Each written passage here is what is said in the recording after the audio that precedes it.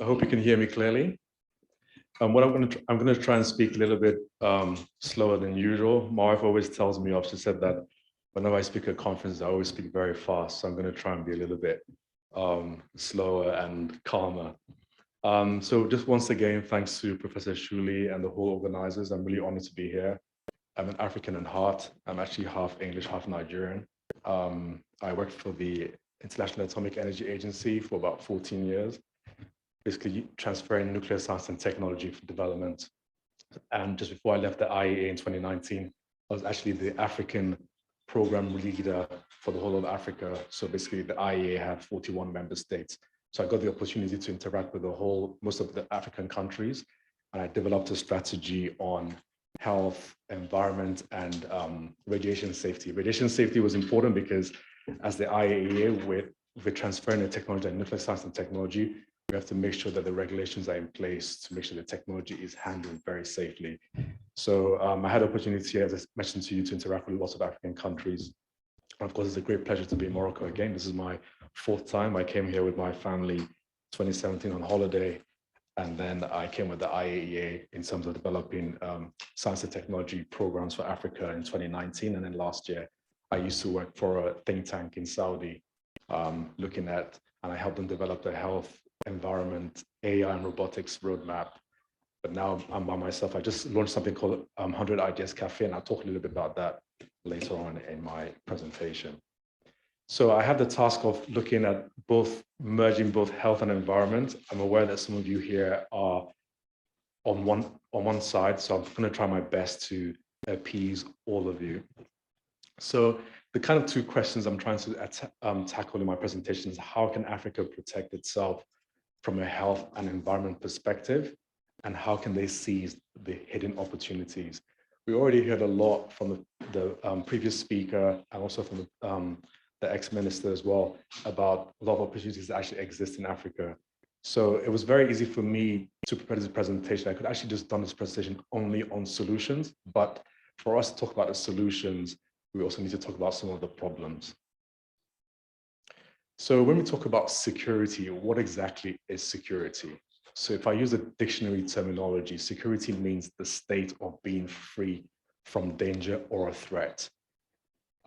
So if you do not feel secure, you actually feel nervous. So if we're thinking about African security, what is it that we're scared of? What are we trying to protect ourselves from? But safety and security are actually not the same thing. And I'll give you an example. So basically, if you get into your car, you have to put a safety belt on.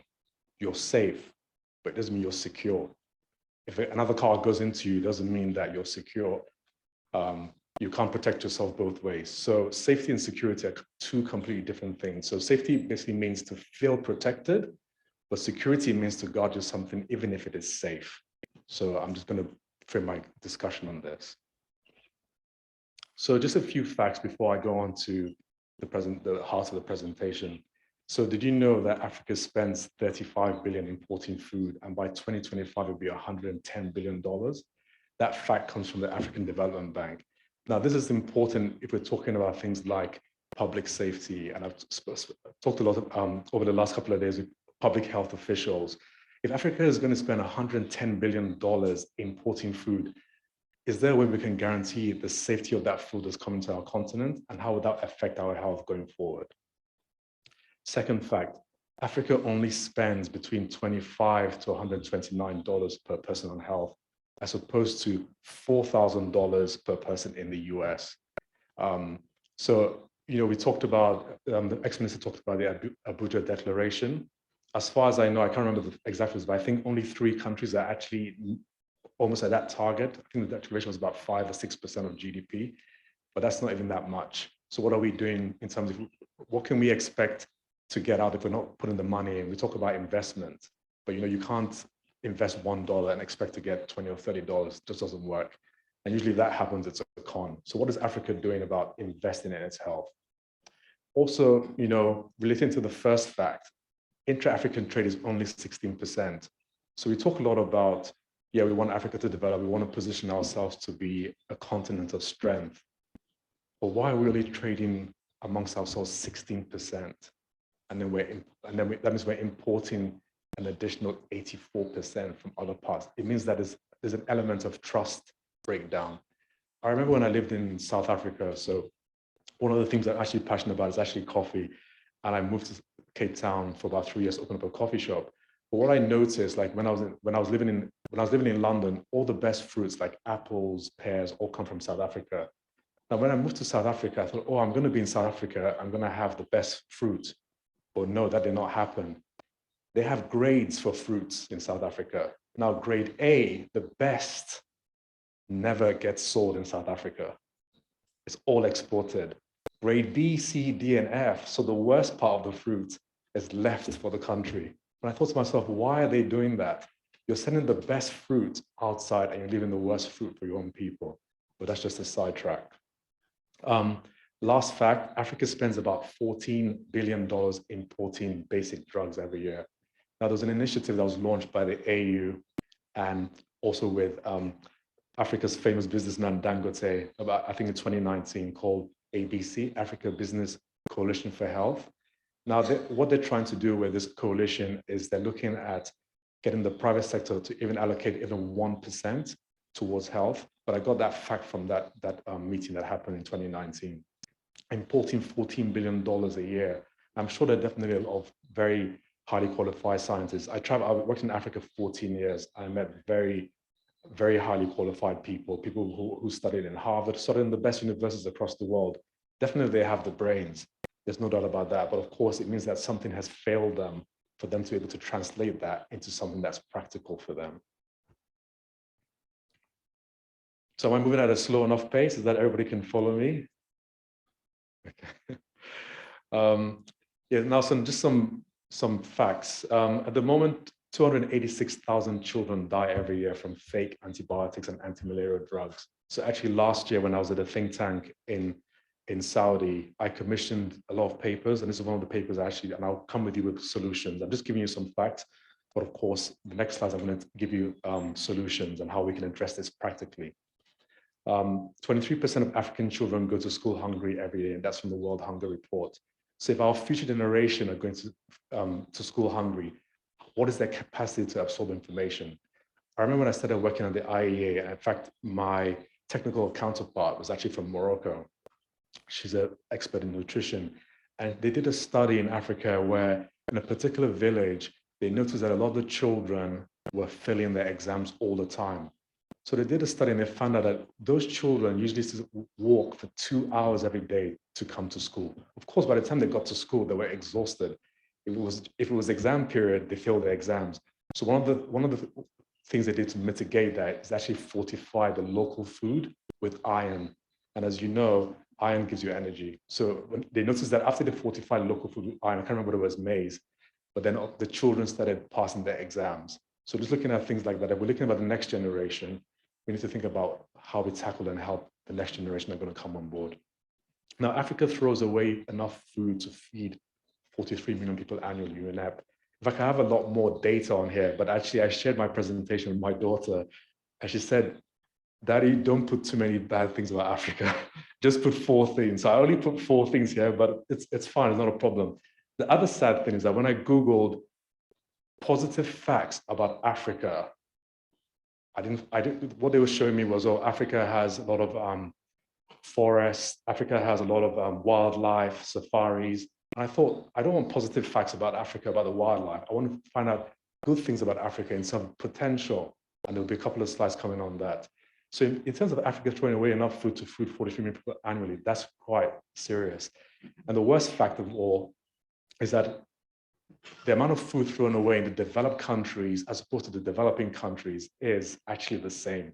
Developed countries throw away 670 million tons a year. Developing countries throw away 630 million tons of food a year. The amount of food wasted in Africa is equivalent to feed 300 million people. We talked earlier on about in terms of post-harvest loss, and there are some really innovative things that's happened. I came across a project actually in Nigeria where someone is using solar power to have satellite cold storage, so using solar power to minimize food loss. The next one is new cancer cases in Africa will increase to 1.4 million cases annually. This is from the IARC. So when I was working in the IE, I did a lot of work in cancer. I helped a lot with cancer in Kenya, in Zambia, Zimbabwe, Malawi, Sudan, Ghana as well. What's happening is, as everybody would say, oh, Africa, infectious diseases. You know, even when I was in Europe, people would say to me, oh, I don't want to go to Africa because I might die from a disease. The irony is actually cancer kills more people than malaria, HIV, TB altogether. However, a lot of people are forgetting about cancer. It's called a silent killer because our lifestyles are beginning to change. You know, the slide I mentioned earlier on in terms of the amount of food we're importing, what kind of food are we bringing in that's poisoning us basically in Africa? I always give the classic example of, if I go to someone like in Lusaka in Zambia, they have all these malls and the middle class all want to take their children to go and eat McDonald's or pizza. Now, pizza might work if you're in northern Italy in the winter, where it's like, you know, 10 or 5 degrees and you need a lot of carbohydrates to burn. But is it going to work for you if you're a 5 or 6-year-old child in an African country that's quite warm and you have a sedentary lifestyle? I don't think it's going to work. So basically, it's better that we think about how we can promote more local diet, but I'll come into that, more solutions in my next slides. So some indicators, I try to find some things that are a little bit positive. Youth employment was to rise, which is not that positive. However, internet use to increase by 50% from 2020 to 2025. And that can be quite important for the youth in terms of plugging themselves into the digital economy. Smartphone use to increase from 25 to 140 million by 2025. And that could be important in terms of motivating and mobilizing the private sector to invest in some technologies, which I'll go into a little more detail in my presentation. So the forecast is that, this is from the World Bank, digital technology and telecommunications are going to be the major drivers to help Africa develop in the next century or so. So what can we do? So I'm just going to focus on 4 things: invest, educate, mobilize, and think global. So my dad always used to say, God only helps those who help themselves. Basically, you know, this concept of like always blaming other people. We've heard before, like, you know, if you point a finger, there's 3 fingers pointing back at you. And I think Africa has realized that there's no point realizing on the West to help you. They're not going to happen because it's not in their interest. It's all about interest. If they see there's a positive interest for you, then it will help you. If you think about, they always say, oh, there's not enough money to help. That's actually false. I actually studied economics at university.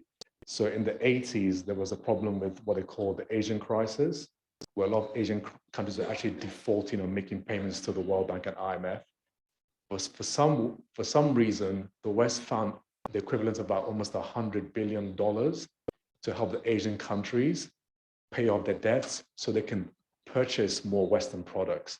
Now, if Africa defaults, you're going to see the Western countries saying, we're not going to help you. Why? Because they do not believe that the African market is strong enough to buy Western goods. That's just a side comment. So the first thing in terms of investing, I'm talking about investing in education. So teaching climate change from primary school levels. So I did a little research for the presentation. So there's some work that's already been done in terms of how we can start informing the youth about climate change. I think if you start going even at primary school, secondary school, then children know that climate change is not something that's talked only by politicians, then maybe there'll be a change. I think from a business perspective, we have to think about the customers. I've worked in government so long that I know that governments take very, very long. And I think that really one of the heart of the solution is going to come from grassroots, from the next generation, motivating and pushing the governments to change, or even sidelining the government at the end of the day. I really believe that the youth are the future of Africa. Also educate entrepreneurs about new technologies based on science that can help all of us.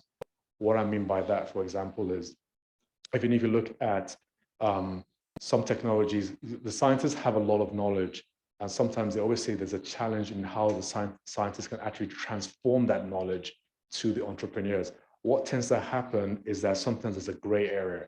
The entrepreneurs take advantage of some little bit of science and then market it. But I think if there can be a bridge in the gap between science and entrepreneurs, the entrepreneurs will jump onto it if they definitely say they can make money from it. If there's some really innovative technology that the scientists said this will really help people, I really believe they will jump onto it. And when I talk about, I have a special slide on COVID, I'll go into a bit more detail on that. Also, teaching people more about supply chain networks to mitigate biodiversity loss and to improve health system delivery. What I mean by that is like, if you look at supply chains at the moment, whether we're looking at, they cause most of the carbon emissions, like big ships taking stuff from different parts of Africa and taking that over to Europe or America. But of course, who's suffering from this biodiversity loss? Usually it's Africa. If you look at some of the products, it's us that's suffering from it. So we can look at supply chain networks that mitigate biodiversity loss by maybe looking at more local distribution of things rather than always relying on things that pollute the environment. Also, teaching farmers about new technologies and brainstorming about them with other solutions. What I mean by that, again, is there's a lot of new technology that comes when we talk about sustainable farming, and it's low-tech technology that sometimes the farmers are not entirely aware of. I remember once when I used to cover Malawi as well, and what really bothered me was there was Lake Malawi, which is one of the largest lakes, and just about, I think living up to a kilometer away from Lake Malawi, very short, like 200 meters, the crops were dead.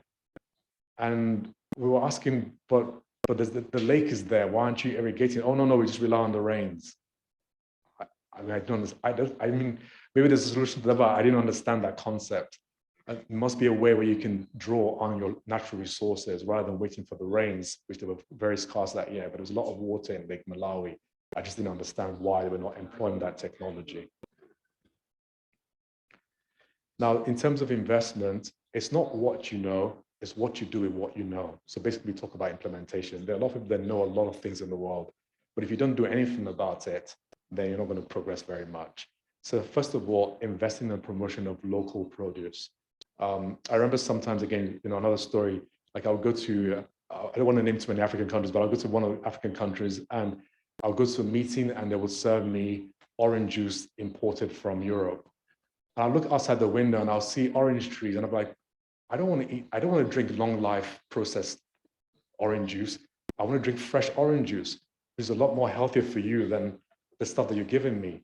Also, there's been a lot of studies, and one of the challenges I want to put to you at the end, a lot of studies done about how local food is much better for your human physiology.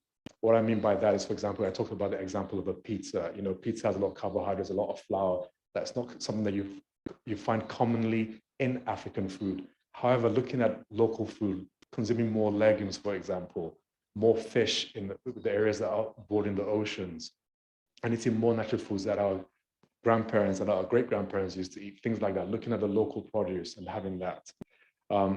Again, improving local supply chains to mitigate, I think I already talked about it, but this is looking more at investment. So looking at investing in local supply chains. Sometimes it doesn't have to be anything that's really, really too complicated. If you go to some places in Cairo, I'm not saying this is the ideal, but they still use like horses or whatever to transport products. Whereas rather than saying, oh, I can't transfer my produce to the main city because I need to buy this, and that. Think about local ways of transferring products. Investing in low and high-tech solutions to mitigate climate change. So low-tech is actually things like aquaponics and crop rotation, which have to put more soil into the environment. So aquaponics is something, obviously, some people are aware of that, where you're looking at using water to grow products. And then obviously there's things like nuclear science and technology and vertical farms. So nuclear science and technology is a little bit of digression because I know a little bit about that. So it's basically the fastest way to study soil and water and crop nutrients in the environment. We already work actually quite well with Morocco. And in fact, you might not know this, but there's only 2 labs that are actually sanctioned by the UN in terms of this technology and also with hydro water. And one of them is actually in Morocco. It's part of the Nuclear Science and Technology Institute called Sinistan in Rabat. I went there about 3 years ago. But actually, there's a lot of information on how you can use nuclear science and technology in terms to improve plant products and also plant breeding. And of course, the concept of vertical farms, which is what they're using a lot in the UAE and the GCC region, because the GCC region, as you know, there's hardly any water. In fact, I moved to Dubai at the end of 2020. And last year, it didn't rain for the whole of 2021 until the 31st of December, 2021. So that's 364 days it didn't rain in the whole of Dubai. But if you go to Dubai, there's food and there's water there because they're looking at investing in technology because they can't rely on people to always feed them. So now if you go to supermarkets in Dubai, you can find even strawberries and vegetables actually produced locally. So invest in that kind of technology. And of course, we don't have the problem with that much with water in Africa. There's a lot of places that, if you go look at West Africa, it more or less rains from March to October. That's 6 months of rain. There are a lot of countries in the world that would love to have that amount of rain. Investing in recycling of water to combat overusage in agriculture. So sometimes, perhaps you're aware of this, agriculture is responsible for use up to 65% of the fresh water available in the world, but sometimes it's actually disposed. But there should be a way where you can actually capture that water and reuse it for more irrigation rather than agriculture always using fresh water, precious fresh water that can be used for other things, whether it's for drinking as well. So in terms of collaboration, there's a famous African proverb, I'm sure you've heard about it. If you want to go fast, go alone, but if you want to go far, go together. So this is a little bit more, this is a little bit more work, pushing for the adoption of international standards in the production of medicines, for example. So I'll just give you 2 examples. So when I was working last year at the think tank, we came across a company in terms of looking at fake medicine. I give you that harrowing figure earlier on in my presentation about 286,000 children dying every year in Africa from anti-malaria. And that's just the number that's reported. In fact, they reckon that the amount is actually 5 times that, about 1 million a year dying from fake drugs. That's just the children. We haven't talked about the adults yet. The most counterfeit drug in the world is actually Panadol. You might not be aware of that, but it's actually Panadol. And another fact that you might be shocked about is that they actually estimate in Europe 30% of drugs are actually fake. We think it's always Africa, but the thing in Europe is Europeans are actually embarrassed to tell you that they have fake drugs. I know of individual situations where even in Europe, I'm talking about Switzerland, where someone has taken their child and gone to a pharmacy and bought cough medicine for their child, and they actually got worse. Then they went and bought the same drug, obviously, which was obviously not fake, from another pharmacy. I'm talking about Switzerland. I'm not talking about, an African country, and it was better within a couple of hours. So one of the things is there's a technology that's actually been developed here at UM6B, not very far from here, just 1 hour, where you can actually take a Panadol drug and drop it into a little product capsule like this, and it will tell you if it's fake instantly. I also worked with another company last year, actually a Swiss-based company, where they're trying to push for the big pharmaceuticals like Roche, Sanofi, and the other big to actually have more complicated barcodes. Now, the pharmaceutical industry actually knows about that, but they're not going to be pushed to do it until they're forced. So, for example, the reason why we have safety belts in cars is not because the car companies wanted to put it there, because they were actually forced by regulation. And even before that, the car companies knew that if they wanted to stop many more deaths, they could put a safety belt. But if they're not being forced, they're not going to do it. This is all documented.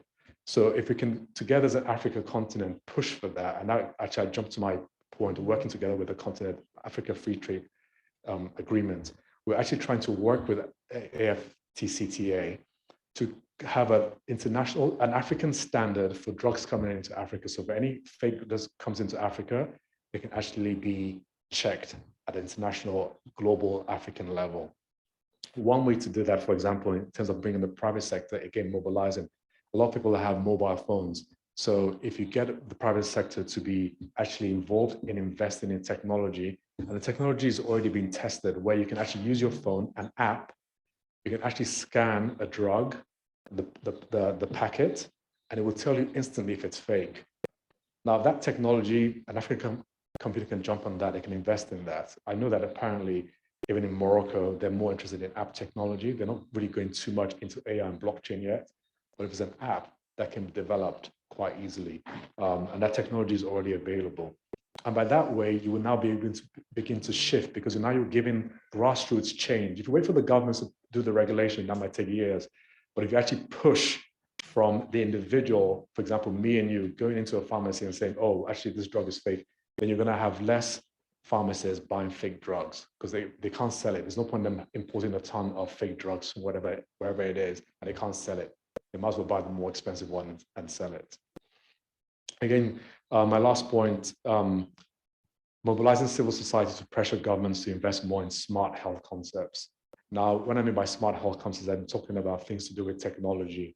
There are a lot of things moving faster ahead in smart technology. Again, if you're looking at a lot of people having smartphones, wearable technology, for example, that can track your credentials, things like that.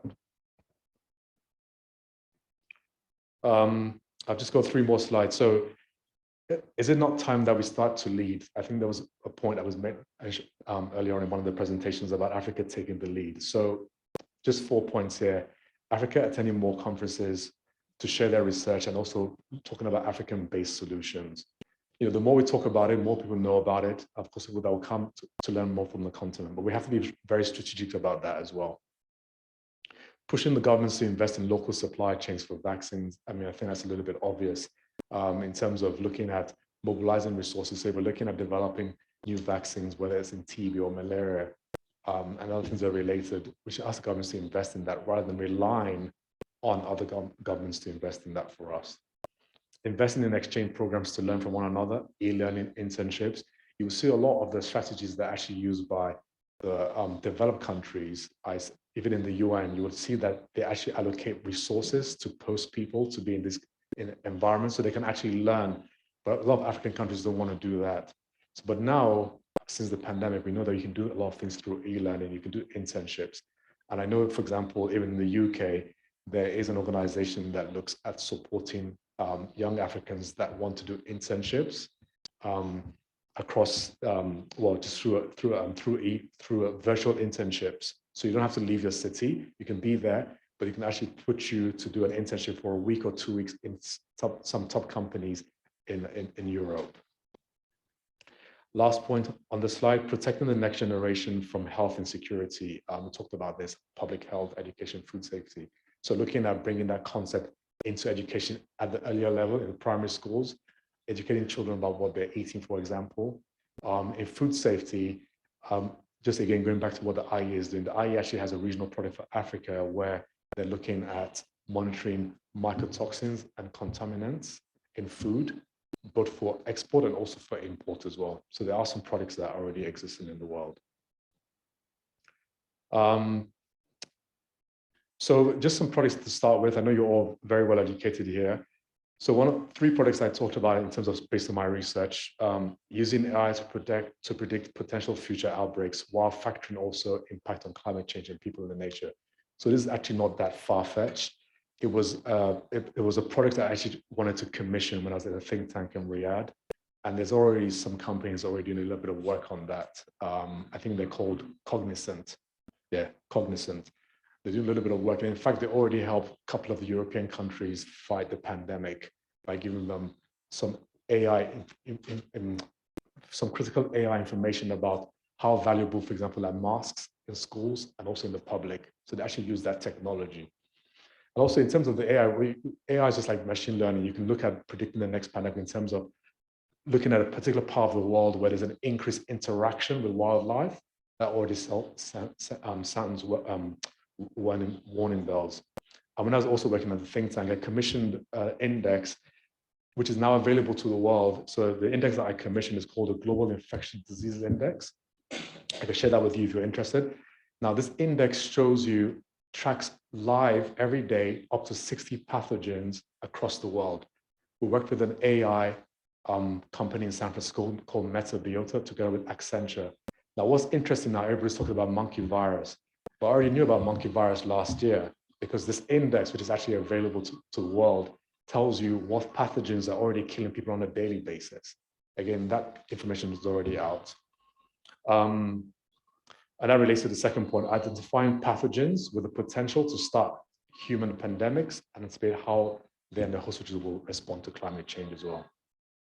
Another research we can be looking into, if it's not already been done, research into local diet and its correlation with our human physiology. I talked about this earlier on. So we can promote what is best for our health using local fruit produce.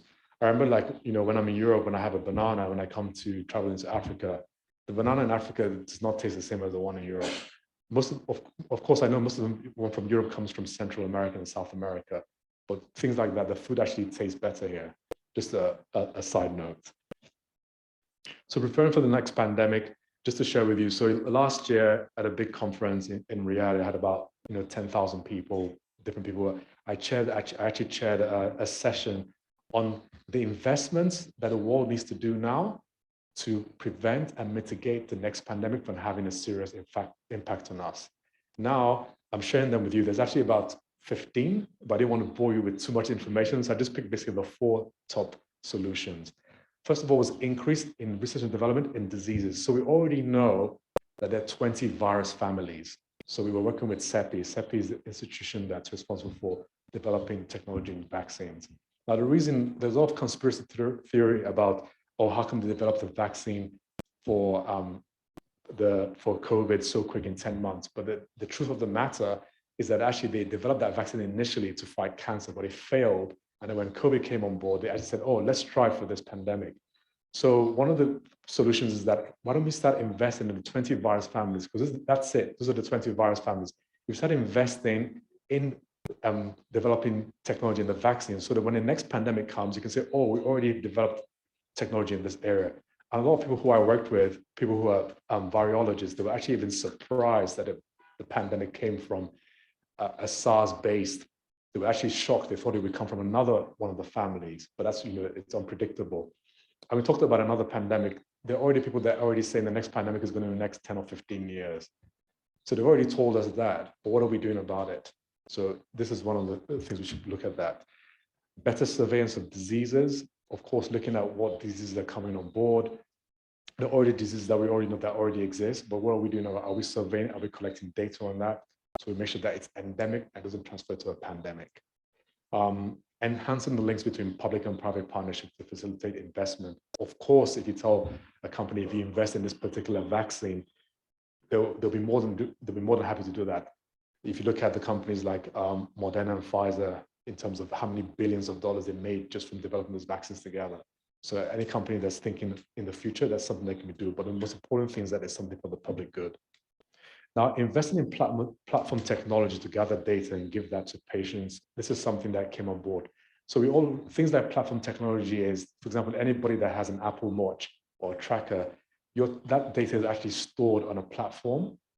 So basically means that if you have that technology stored somewhere, it means that whenever there's another outbreak, you should be able to have access to data. But the most important is that that data belongs to you as a patient and is not contracted and sold to a company. So that was one of the outcomes that came.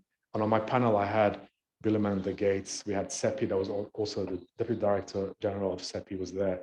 And then we had the CEO of Metabiota, which is the AI microbiologist firm based in San Francisco. And also we had someone from the Saudi government in technology. Now, I think this is my last slide. So fighting cancer, the silent killer. Again, this is some of my research I did when I was working at the IAEA. So it's one of the things that's happening. From an investment point of view, it's been estimated by Lancet, which is the predominant and well-respected publication in cancer, that for every $1 spent, the return on investment is actually calculated at $21 over a patient's average lifestyle. The sad thing about cancer in Africa is that when people are diagnosed, they're already at stage 4, not at stage 1. So usually you need to invest in more high-tech technology like radiotherapy to at least extend their lifestyle. Enhancing preventative measures through education and diet and lifestyle, again, just to reiterate that. Enhancing the link between public and investment partnerships. We have some really good examples in Africa, Kenya, Morocco, Ghana. In Kenya, it was one of the best examples. So in Kenya, every Kenyan basically pays a small amount of money into a national kind of health service. It means that any Kenyan on the road, if they wanted to go to a private hospital to get treatment, they can actually do that because there's a guarantee from the government that that amount of money will be made up. So Kenya is a good example in terms of facilitating the links between public and private partnerships. Working with governments and international organizations to unlock funding to prioritize cancer screening and allocate funding. The reason why I mentioned this is that having worked for the UN and governments for over 20 years, what tends to happen a lot is that I find that sometimes Africans are very shy to talk about their problems. Specifically, what I mean by that, you won't approach them as a UN and you say, what are your problems? And they will tell you like a textbook. However, if your problem is malaria or TB, you have the right to dictate to an international organization, this is my problem. Don't tell me what my problem is. But that's based on you being confident, and of course, your minister or your president telling them. For example, when you work in the UN, we can only do projects that the government tells us to work on. We can't force the government to do something that we're not allowed to. Some countries are very strong in that. If you look at the Northern African countries, like the Maghreb region, when we have discussions with them, they tell us what they want us to spend the money on. We can't tell them what they should spend the money on, what we can spend their money, because the UN money actually belongs to the government. The UN gets its money from all governments. So you can actually dictate to the UN and say, I want money in this area. Don't give me money in this, I want money in this area. So that's just, I don't know whether it's like a secret of working in the UN, but that's something that I just wanted to share with you. So I just wanted to talk about what I'm working on. So I just recently launched something called 100 Ideas Cafe. It's actually a crowdsourcing platform for ideas to change the world, focus on health, environment, and renewables. What that platform means is that if you submit an idea to me and to my platform, I already gathered a lot of experts, some from Silicon Valley, some from the US, some from Europe as well. Share that idea with us. You can already share that idea, and then we'll review that and we'll try and look for funding for that idea to turn that into an entrepreneurship or company. But the most important thing is that's a challenge I was throwing down to you. It doesn't have to be perfect. Take small steps, think big for our planet, and I hope that at least one person from here will submit a project onto my platform so we can see how we can help that idea impact not just Africa, but the world. Thank you.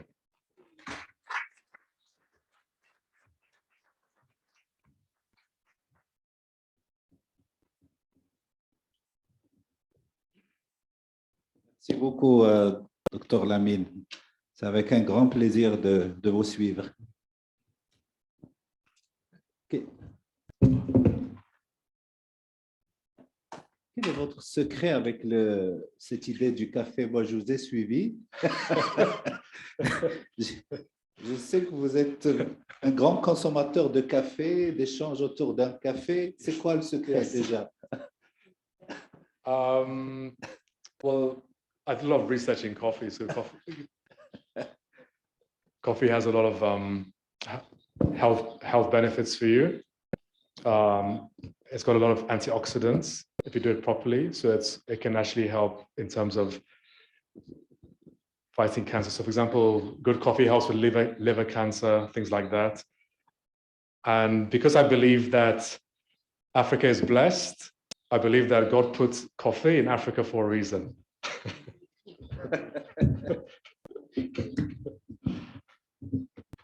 En plus, il y a l'échange social aussi, qui est important. Of course, yeah, definitely. Madame Hmeiti.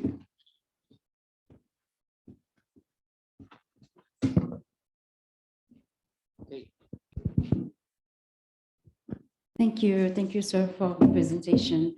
It's very interesting to see how Morocco and South Africa are similar, even if we are at the extreme of the continent. When you are talking about the foods, I think that's it's the same here. The best food goes outside, and we don't eat it. And what's interesting about your initiative is that you are holding a think tank on social media. And a very large think tank. You have even to the large public, and it's very interesting because I already added you on. I'm following you on Instagram. So believe me, you're gonna have a lot of ideas. Also, when you talked about people putting pressure on the decision makers, this is very interesting. This is something that I experienced with the civil society of South Africa that are a part of our coalition against using coal. And this is something also I want to tell to our president, thank you for bringing all these people together. And I think you are very strong in lobbying to be to be able to bring Dr. Abdul-Malik. So thank you again, and thank you for your good presentation. And believe me, you'll have hundreds of ideas. Good. I'm looking forward to it. Merci, Madame Fumeti.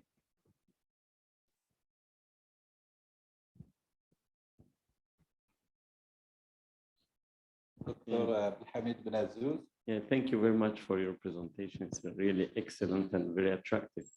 I'm honored and really positively. I admire your personality and the fact that you got the Nobel Prize in 2005. It's an excellent thing for Africa. And you are very, very active. And you pointed something which is very, very important. It's we have to work together. And I think for Africa, we are missing this kind of ideas to work together. And you are pushing, and it's an excellent thing that you are doing. Congratulations. Thank you. Thanks. And don't forget that coffee is protecting you from neurodegenerative diseases. I'm glad I got the evidence from a neurosurgeon. Je crois qu'on va vraiment développer un bon projet café. Hein? Hein? The mixture, it was published, I think, 3 months ago now, a very serious publications in Nature showing that the mixture of coffee and tea in the same day is excellent also to protect you from neurodegenerative diseases. Thank you. No problem. Et je prends la dimension aussi d'échange, la dimension sociale d'échange autour d'un café. Yeah. Donc, professeur Ibrahima. Oui, merci beaucoup. Je voudrais juste faire 2 contributions. D'abord, féliciter Abdul-Malik pour sa belle présentation, mais aussi le féliciter aussi pour le prix Nobel qu'il a eu en 2005. Je pense que ça fait une grande fierté. Alors, mes 2 contributions vont porter sur 2 points. Le premier porte sur l'encouragement à la production et à la consommation locale. Et le deuxième point va porter sur la meilleure préparation pour les pandémies futures. C'est vrai que par rapport au premier point pour encourager la consommation locale, on le dit souvent et aujourd'hui c'est une idée qui est bien partagée dans tous les pays. Et on a aussi attiré l'attention sur le danger de la consommation des produits, des fast-food, etc. La consommation donc du tabac, etc., qui sont surtaxés. Et même parfois dans certains pays, on encourage la consommation de fruits et légumes en essayant de mettre moins de taxes, n'est-ce pas? Mais le grand problème, c'est l'absence de mesures d'accompagnement. Souvent dans certains pays, surtout dans le pays que je connais le mieux, alors où on peut voir des paysans cultiver beaucoup d'oignons, n'est-ce pas, ou bien de légumes, les produits maraîchers, et même faire l'élevage. Mais ce qui manque, c'est justement la transformation de ces produits ou bien les moyens pour faire écouler ces produits vers le marché national. Et la conséquence, c'est que dans les sites de production, alors tous ces produits vont pourrir, n'est-ce pas? Et aussi au niveau national, si je prends la production du lait, vous voyez, dans le pays que je connais le mieux, où l'élevage aussi compte pour beaucoup, alors il y a la possibilité d'encourager, par exemple, l'élevage de vaches laitières, et ce qui va encourager la production de lait. Et avec ce lait, on peut faire beaucoup de transformations. Mais, comme vous l'avez dit souvent, quand vous allez dans les supermarchés, le lait qui est commercialisé, c'est le lait importé. Donc, c'est l'absence de mesures d'accompagnement. Et c'est pour cela que je suis bien d'accord avec ce matin, quand quelqu'un disait, un des orateurs disait, que même si la société civile est consciente, il faut forcément que le gouvernement soit là pour accompagner et mettre en place des lois, n'est-ce pas, des mesures de régulation. Et je pense que ça peut aller dans le sens. Donc, pour encourager la production locale, il faut vraiment aussi un accompagnement fort de nos gouvernements. Alors, le deuxième point de mon intervention va porter sur la préparation pour les futures pandémies. Effectivement, j'anticipe un peu par rapport au panel de demain, mais la COVID qu'on a vécue pendant ces 2 dernières années devrait nous servir de leçon. Alors, on a tous vu que l'Afrique a été prise au dépourvu. On se rappelle même de certains propos donc de dirigeants de l'OMS qui ont un peu heurté d'ailleurs nos leaders politiques quand ils disaient réveillez-vous, bon sang, hein, tous les pays sont en train de mettre en place des mesures de prévention, mais on a l'impression que ça ne bouge pas en Afrique. Mais en réalité, c'était un cri de détresse puisque l'Afrique est mal préparée. Et on a beaucoup appris de cela. Mais seulement, est-ce qu'actuellement, on est en train de nous préparer comme il le faut pour faire face aux futures épidémies? Je pense que c'est ça le grand challenge. Alors, il faut qu'on puisse apprendre des leçons du passé et mettre en place des stratégies. Par exemple, vous avez parlé de la surveillance. Cette préparation doit précéder la surveillance. La préparation nécessite qu'il faut mettre en place des ressources humaines compétentes. Il faut un équipement, des laboratoires qualifiés, un système d'information aussi qui soit très bien fait, n'est-ce pas? Un système de surveillance qui ne soit pas limité seulement au niveau donc, du système sanitaire, mais même au niveau communautaire, capable de détecter, n'est-ce pas, les premiers cas pour pouvoir, n'est-ce pas, déclencher une alerte et ce qui va conduire à la prise donc, de mesures adéquates. Donc, je pense que ça aussi, c'est une introspection que je lance, que je mets sur la table, parce que nos pays sont plus émotifs que réactifs. On n'apprend pas assez de nos erreurs. Voilà, merci. Professeur Issara. Oui, en fait, moi, c'est pour le féliciter également. Je trouve que la présentation, et comme nous l'avons dit ce matin, la question est extrêmement complexe et cette conférence nous permet d'aborder beaucoup de sujets. Je pense que chacune de vos slides pourrait faire même l'objet d'une conférence. Je prends celui quand vous avez dit qu'il y a 286 000 enfants chaque année qui en fait meurent à cause d'antibiotiques, de faux antibiotiques et de faux produits malaria. Je pense que là, on touche les produits qui sont vendus dans nos pays et qui sont des produits qui sont fake. Je pense que là-dessus, il faudrait qu'on vraiment réfléchisse parce que ça, c'est un défi énorme. Ce nombre énorme d'enfants et des produits, et Ibrahim a parlé des produits laitiers. Je viens de lire une publication qui dit que les produits laitiers vendus chez nous, ce ne sont pas du vrai lait. Et que le lait, on a enlevé la matière grasse qu'on a enrichi après avec de l'huile de palme.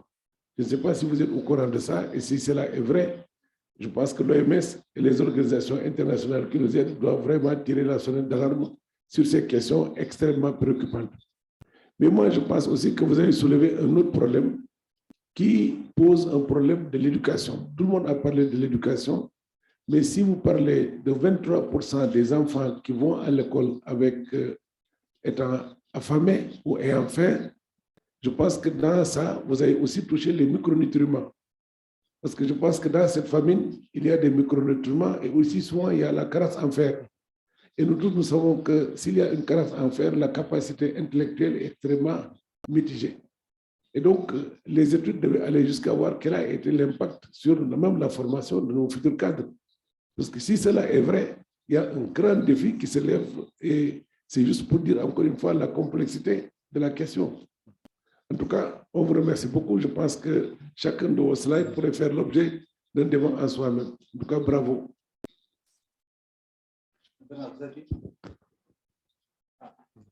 Non, moi, c'est vraiment en une minute. Moi, je pense que c'est des idées, comme il l'avait très bien annoncé, très intéressantes et innovantes, et qui, si elles sont mises en œuvre, vont nous sortir un peu de l'ornière. Alors, moi, c'est là que je vois le problème. Vraiment, ces forats sont très intéressants en termes de ressortir des idées.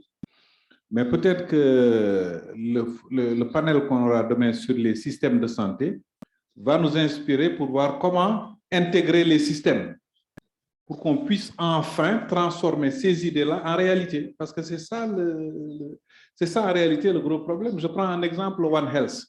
on est tous convaincus maintenant qu'on doit changer de paradigme pour considérer qu'il n'y a plus de frontières entre la santé humaine, l'environnement et la santé animale. Mais qu'est-ce qu'on fait pour cela? À part les séminaires, les forats, les publications, etc., très peu de choses sont faites. Donc, c'est bien, je pense, également de présenter des modèles réussis de mise en œuvre pour qu'on puisse s'en inspirer. Et ça doit passer forcément, à mon humble avis, par une réforme de nos systèmes, qui ne doivent plus être des systèmes sectoriels, mais qui, les passerelles dont on parlait tout à l'heure, doivent nécessairement avoir le jour. Merci. Merci. Madame, vous avez...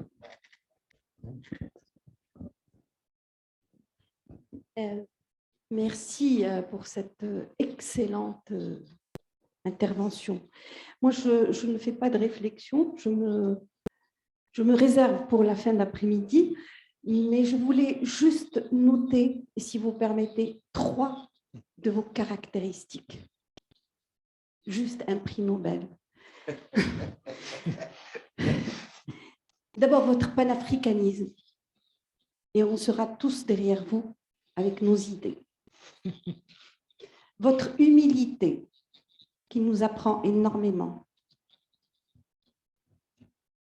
Et votre façon de communiquer, pédagogique. Et la communication, on sait combien elle est importante dans ces sujets complexes, comme vous le dites. Et je m'arrête là. Merci. Merci. Merci, Madame. Thank you. Donc, vous êtes docteur...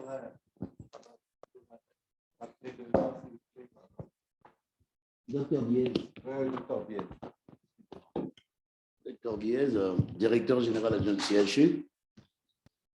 Antérieurement, j'ai été directeur général de la santé de mon pays. Alors, en tout cas, docteur Lameen, merci beaucoup. Vous faites la fierté du continent. Je me rejoins à tous ceux qui ont pris la parole avant moi pour vous féliciter. Je vais juste faire un apport et je vais être court.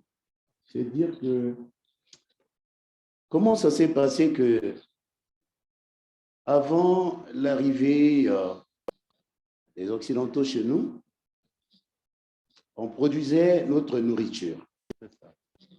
On la produisait suffisamment, abondamment, et on était dépendant de personne.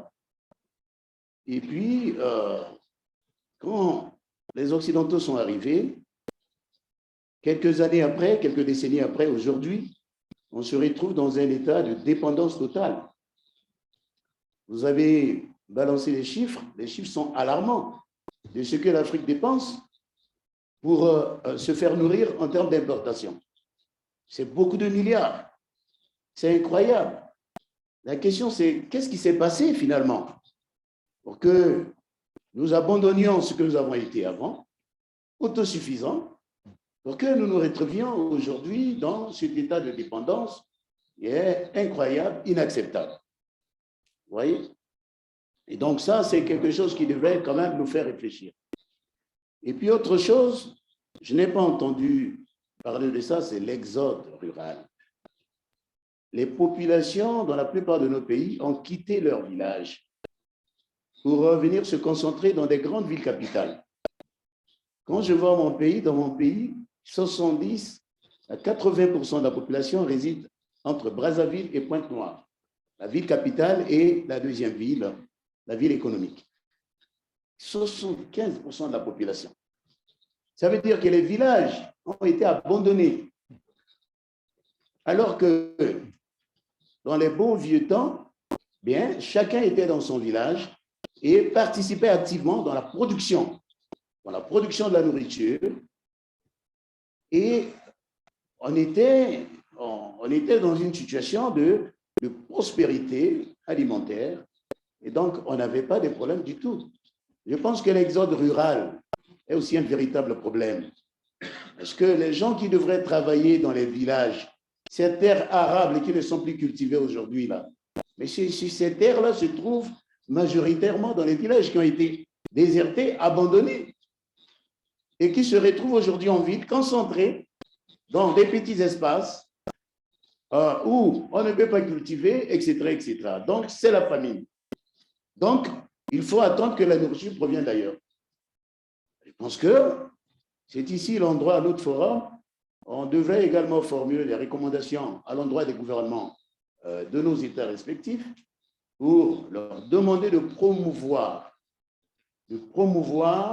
un développement harmonieux de nos pays, de telle sorte que les villages soient également concernés par le développement, par l'urbanisation, qu'on puisse penser à développer également les villages, les petites contrées, en y amenant les services de base, l'école, la santé, ce qui ferait que les cadres et l'élite acceptent de rester aussi dans ces villages-là. Pourquoi les gens fuient ces villages? Parce qu'il n'y a pas de services de base. On ne peut pas y vivre. On ne peut pas trouver la connexion Internet, par exemple. Vous voyez? Donc, tout le monde préfère aller en ville, dans des grandes villes, pour promouvoir un développement harmonieux de nos pays. Nos pays ne doivent pas se limiter à des capitales. Il faudrait développer l'ensemble du pays en y amenant les services de base pour permettre aux populations d'accepter d'y vivre et d'y produire. J'ai dit merci. Permettez-moi, avant de vous donner, de continuer à donner la parole, vraiment de saluer professeur Bougroum, notre vice-président des affaires pédagogiques au sein de l'université AAFII. Et c'est vraiment, je remercie professeur Bougroum d'être parmi nous là. Et en votre nom, j'aimerais vraiment saluer monsieur le président de l'université AAFII qui a véritablement, sincèrement soutenu vraiment l'organisation de ce forum. Donc, Inch'Allah, bien sûr, on va se retrouver à 18h. Et je laisse la parole quand même pour ses commentaires à Dr Lameen pour un premier temps et on pourra donner la parole à deux ou à trois intervenants. Et après, on va passer manger, s'il vous plaît. Dr Lameen, par rapport à ces commentaires. Okay, thank you. Just briefly, I mean, there were a lot of comments here, but maybe some solutions. The first one was talking about the local consumption and legumes, loss of produce. And I mean, it'll be interesting. I don't have the data, but you mentioned earlier on about how you go to the supermarket and you have imported milk. I wonder if there's a study about if the government or someone had invested in supply chain systems for local consumption of milk, i.e. cold storage. What's the amount of money vis-a-vis what's been imported? But of course, what's been imported is easier because it makes some people richer.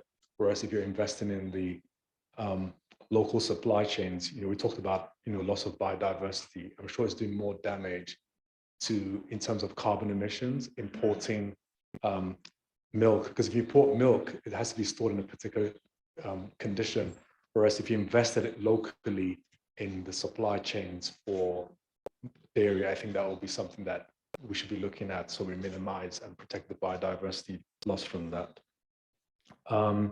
In terms of production of vaccines, yes, so definitely you're correct. Africa should be definitely more proactive. I know there's now been the creation of an African Vaccine Institute, something like that has been created, and which is a plus. There's a lot of research that's going on. I think we just need a lot of contribution and investment and support from the government. And I hope that since the pandemic happened and what happened in terms of Africa going to the WTO, and of course the companies are trying to protect their IP because they don't want the vaccines to be copied easily, even though South Africa had already done it quite easily, which showed that the technology is actually available on the continent. And that's something we need to start doing and taking a little bit more action, because if not, it means that our development will be in the hands of a few countries who are always promoting their self-interest. That's just how human beings are. So if we don't take the lead now to say, okay, well, how can we protect Africa and invest in these vaccines? Then we need to look at stuff like that. One of my first paper that I commissioned at a think tank last year in Riyadh was actually the need for a vaccine for TB. So TB, before COVID, in fact, the UNGA conference in September 2019, there was actually going to be an action for eradicating TB. Of course, COVID happened and they forgot about TB. Already TB kills one person every 20 seconds, 44,000 people a day. But the last vaccine that was created for TB was over 100 years ago. I have one in my arm and I was living in Nigeria. and it's only lasts for about 5 to 10 years. And no one's done any research in that. But now they found out that the RNA technology that was used for the COVID can actually be employed for TB. So there's a bit of research that's been done in that. But if it's killing more Africans, surely we should be able to take the initiative to do a bit more investment in that area. Going on to the second, talking about the children dying from fake drugs, that's actually really harrowing. Again, there's two solutions. One is actually in Morocco, the UM6P, one of the guys has come up with an innovative solution to look at that. I think also just taking more of an initiative to protect our children from, in terms of what they get exposed to, then I definitely advocate for that. And you talked about, hungry children, people going to school, and I support that. And then there was a talk about, ideas, looking at emerging environment and health. As I mentioned earlier on, there's more of an interaction definitely now between livestock, in terms of whether it's degradation, as the more that we're cutting down trees, the size of Belgium was cut down in Amazon forest. Of course, we're encroaching more into the areas where different animals live. So that means we're having more interaction, and of course that's going to cause more diseases in the future. So we need to basically look at how we can mitigate that going forward. And then I think the last point was just talking a little bit about rural degradation, urban migration. And that's a really important point, because if we got the governments to invest more in the rural environments, like building some clinics, some hospitals, and some good schools, then I don't think the migration will be that serious, because at the end of the day, most parents just want their children to have a better education, a better life than them. And if they don't think that would happen in their local area, then they actually will support the children to move out of the farms.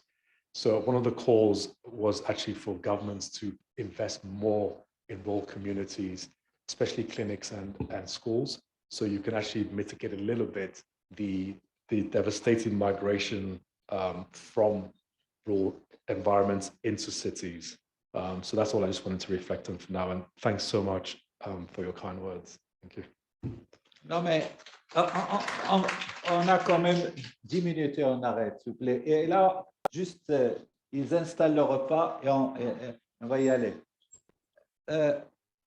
Docteur Lameen, vous avez évoqué l'importance de l'intelligence artificielle, de la data en général pour la santé, etc. Nous avons quand même notre ami Babacar, et c'est vraiment, j'aimerais lui donner la parole pour parler d'un modèle très intéressant qu'il développe à Dakar et aux États-Unis quand même, en ce qui concerne ces secteurs stratégiques quand même. À toi la parole, Babacar.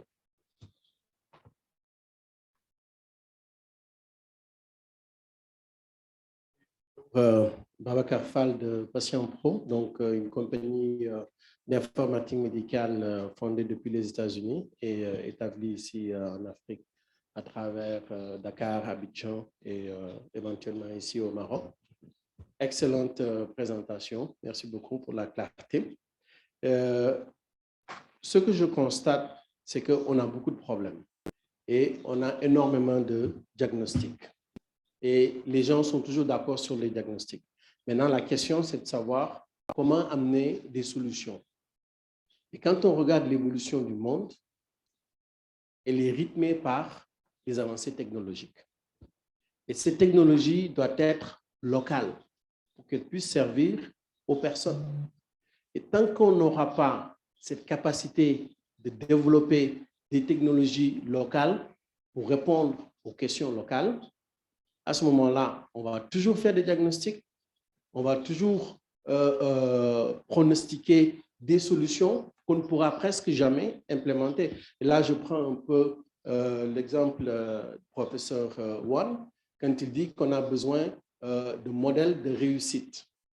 Si, par exemple, au niveau de toutes ces activités, il y a un moyen de favoriser l'entrepreneuriat technologique, qui utilise une technologie basse ou bien une technologie de pointe.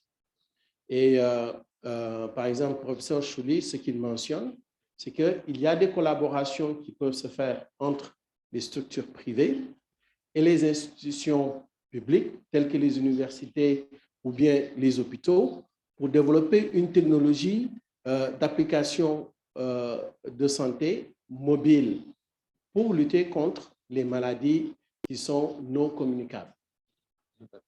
Et c'est une technologie qui est à portée de main. Il n'y a pas besoin d'aller en Europe, d'aller aux États-Unis, d'aller nulle part pour avoir accès à cette technologie. Mais le problème, c'est comment développer des synergies. Changer un peu cette mentalité de penser que la solution doit provenir d'une grosse compagnie, soit américaine ou européenne, qui va venir l'implanter et nous donner la solution.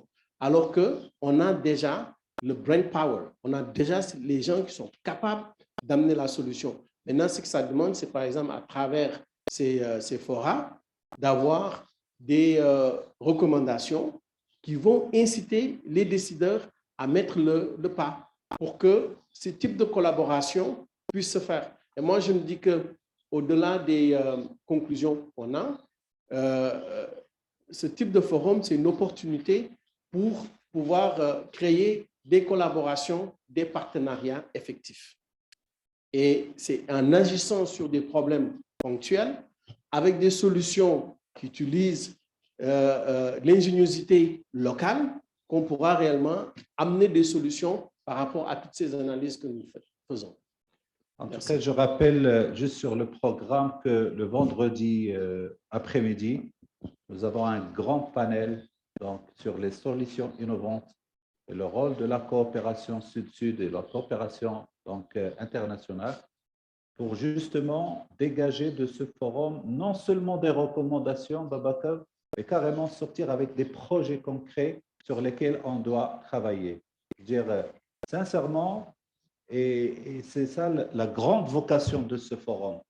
On n'aimerait pas vraiment passer 3-4 jours comme ça et dire, voilà, on a une liste de recommandations, mais on a l'ambition très sérieuse. Et là, je m'y engage personnellement, à ce qu'on, je crois qu'on a déjà lancé pas mal d'idées, à ce qu'on dégage de véritables projets, Inch'Allah, de travail en commun, et notamment sur ce secteur. Car la donnée de la santé, vous avez parlé justement des indices mondiaux. Moi, mon rêve, c'est d'avoir nos indices africains. Tellement la donnée coûte cher aujourd'hui, et on a des mines et des mines de données aujourd'hui dans nos services qu'on ne sait pas exploiter, qu'on ne sait pas organiser, etc.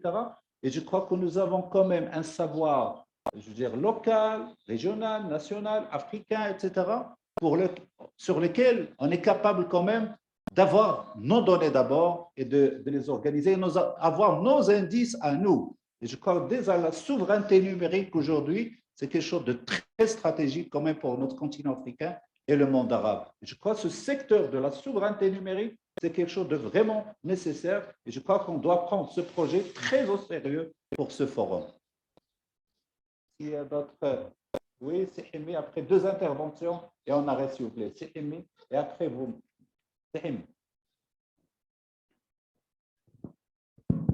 Merci, professeur Chouli. Donc, moi aussi, je vais me joindre aux intervenants pour féliciter Dr Lameen déjà pour la qualité de la présentation et surtout la qualité de tous les messages qui ont été véhiculés à travers cette présentation. Et je profite de l'occasion pour, bien sûr, insister et vous féliciter déjà pour le prix Nobel. Bon, ça nous donne, ça nous honore et c'est une fierté pour nous. Et d'ailleurs, je vous félicite également parce que un forum, c'est un espace de débat libre pour échanger autour d'un ensemble de problématiques et effectivement essayer de sortir avec des idées. Et effectivement, vous avez su amorcer, déclencher déjà cette envie de discuter et de partager un ensemble de propositions.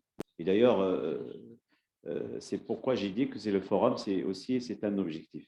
Alors, nous avons pu constater, d'ailleurs, ça a été démontré à travers les différentes interventions qui m'ont précédé, qu'effectivement, il va falloir penser global et agir localement avec, bien sûr, des idées bien pointues, bien particulières, même si elles sont petites, mais en tout cas, ils doivent être des bonnes pratiques qu'il va falloir par la suite multiplier. Et je pense que, comme il a été dit par l'intervenant qui m'a précédé, ce forum également, ça va être un espace de développer des idées, faire un réseautage, créer un moyen de plaidoyer pour effectivement agir au niveau de tous les réseaux d'influence au niveau de notre continent. Et je pense également que, et on peut toujours le constater sans aller profondément dans mes propos, qu'il va falloir revoir nos systèmes ou nos modes de production, nos modes de consommation, pour ne pas dire tout simplement nos modes de développement à travers les différentes approches, y compris même les approches sociales. Et tout ce qui a été dit dans les intervenants qui m'ont précédé, nous avons beaucoup d'expérience au niveau de nos pays et on a parlé des produits qui constituent une richesse pour notre continent, notamment les produits locaux, les produits de terroir, le savoir-faire local qui donne l'identité. Et je pense que tout ça, c'est quelque chose qu'il ne faut pas négliger. Un ensemble de l'identité africaine et en prenant en considération les spécificités de chaque pays, c'est quelque chose qu'il va falloir, sur lequel il va falloir collaborer. Et je pense que l'université aujourd'hui est là, ce challenge d'être un carrefour, un espace, une interface pour effectivement associer tous les acteurs publics, privés, les établissements de formation, de recherche, mais également les élus locaux et tous les acteurs de la société civile et ainsi de suite. Et ça, c'est rien que pour ça, pour le dire. Un dernier point, excusez-moi, M. Chuli, c'est par rapport le côté investissement, notamment vous avez parlé de produits de santé, notamment les vaccins, et je pense que l'expérience du Maroc, mais aussi d'autres pays, l'expérience par exemple qui a été initiée avec l'initiative de Sa Majesté le Roi, que Dieu l'assiste, notamment avec cette pandémie, notamment l'expérience des vaccins, doit nous inciter à échanger, à mutualiser nos moyens autour des projets communs. Pourquoi ne pas des achats groupés? Pourquoi ne pas une production mutualisée pour effectivement échanger nos savoirs, nos données, comme a été dit par le professeur Chuli. En tout cas, merci de nous avoir donné cette opportunité de discuter, d'échanger. Désolé. Merci beaucoup. La dernière intervenante. Allez.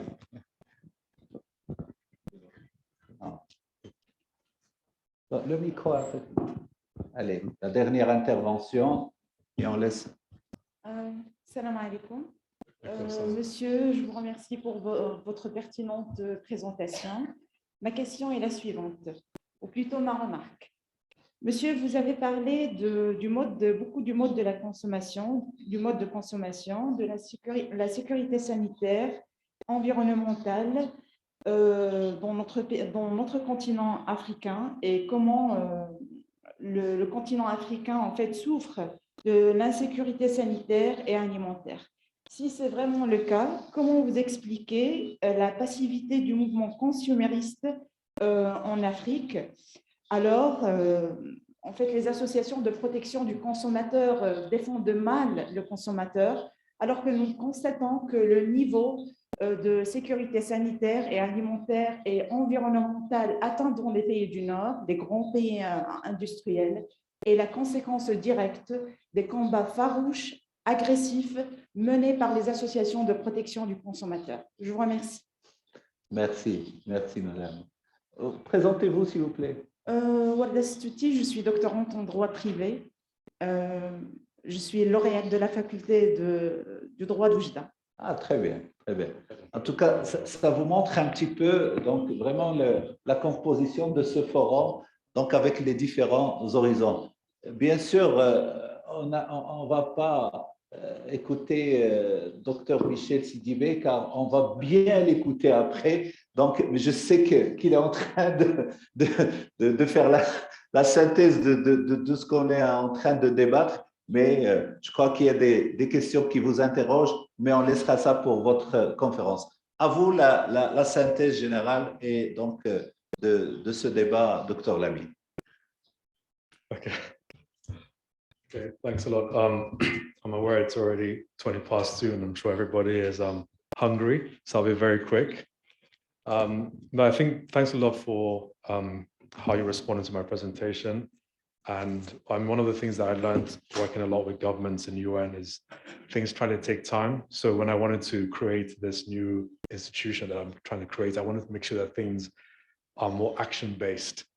And that's why I had the challenge at the end of my presentation. I've given you 3 weeks to submit an idea or 10 ideas to me through my platform. It's available on my website. So you can just go in and it has the ideas. I just ask you 12 questions. And in fact, my goal is to impact the next 1 billion people that will join us by 2032. So I always think you should always aim big, and it's not about the goal, it's about the journey, how you're trying to get there. Just on the last point about consumerism, of course, it's one of the things, I did economic history at university, and it's a little bit of colonialism. So basically what happens is that you always try to imitate people who you think are superior to you. So what's happening in Africa a lot is a lot of people are trying to imitate Western diets because they think if they eat Western diets, then, they would feel a lot better. But I think the secret is already within us and it's already here. So I think just focus on what we have here. There's a lot of beautiful things here. We talked about the sunshine, which is good for our skin, and vitamin D and other things. And I look forward to working with you and collaborating as best as I can. Thank you.